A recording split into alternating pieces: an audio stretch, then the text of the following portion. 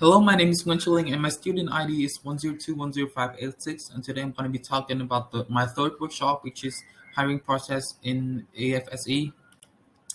And let's begin with the two parts of the hiring process that lead to great firm profitability. And the first one is selection.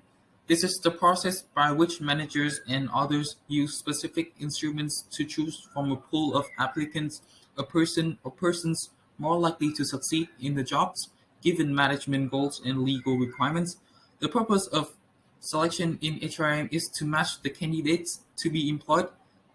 This is the most important function in HRM because it's not possible to optimize the effectiveness of human resource by whatever method if there is a less than adequate match.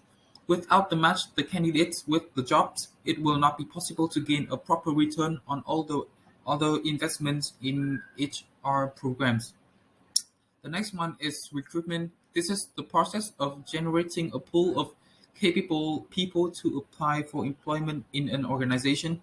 It is necessary to match up future employee requirements with the supply of labor. The advantage of recruitment is that it can provide the company with many selection of employees for many different positions. Also, since employees are the one who bring money to the company, recruiting the right people can help increase the company's revenue and performance. Next, I will talk about the hiring process in AFSE. In general, there are four main steps in the hiring process.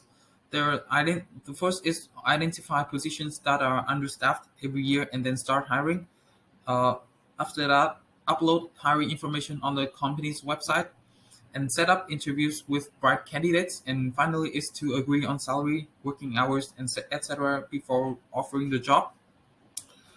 The strength of the labor market is abundant with many young workers, and the young workforce is well educated, dynamic, creative, and curious, and they are quick to absorb new techniques as well as technologies. The strength of the hiring process in AFSE is that the recruitment process focuses on a specific set of people, which saves time while ensuring excellent personnel. And also, AFSE provides clear, detailed, and complete job information.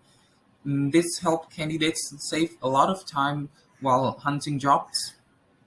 Meanwhile, the probationary process take a really long time, and employees may get bored and leave the company. And also, this will lead to the loss of the unwanted amount of money that is spent on paying them during the probationary process. In addition, the interview process is pretty long too, and when applying for a job at AFSE, candidates will have to go through with three interviewers. There are the manager of the HR department, the professional management, and finally the director. So they can get tired and decide not to keep applying for the job. Um, During the hiring process at AFSE, the student's grades or transcript will not be considered. Instead, they will have to have an accredited certificate in teaching English, like the CELTA or IELTS, TOEIC, whatever, or any other international certificates. And also, the employees need to have a bachelor's degree or higher, and this is for the teachers and many other positions like an accountant or like whatever, etc. also requires a bachelor's degree and at least 2 years of working. And for the management positions, a bachelor's degree is required at AFSE. However, the companies still consider hiring people who can complete the job well without a degree, since the main goal is still to complete the assigned task well and ensure work efficiency. But such cases often have a lower chance of getting a job than those with a degree. So, in conclusion, people with a bachelor's degree are more likely to have a chance to be a manager at AFSE. And now I will talk about the unstructured interview and the structured interviews. Uh, about the structured interviews, it's easier to process the information. With a structured interview, the information processing requirements for the interviewer are less demanding, and the interviewer can evaluate the candidate's responses more readily, and decisions are made easier. And also, it's easier to compare candidates, since the uniform treatment of candidates makes it possible to compare them under the same conditions and in relation to the same requirements.